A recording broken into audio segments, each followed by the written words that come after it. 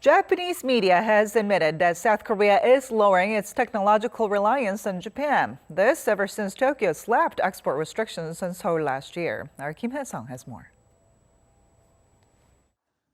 South Korea is making achievements in lowering its reliance on high-tech Japanese exports.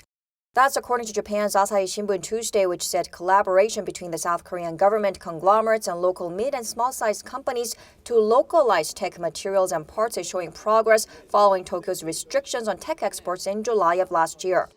The newspaper cited Seoul's Minister of Trade, Industry, and Energy Sung Yoon-mo's visit to South Korean chemical company SoulBrain earlier this month, saying the firm now has the capacity to supply high-purity hydrofluoric acid, a key material needed to produce semiconductors to South Korean companies.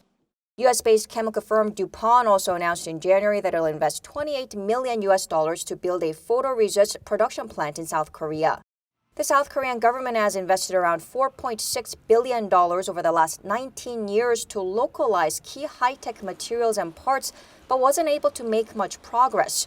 The Asahi Shimbun said the reason Seoul was able to localize materials much more quickly this time had to do with the push for localization within South Korea's private sector.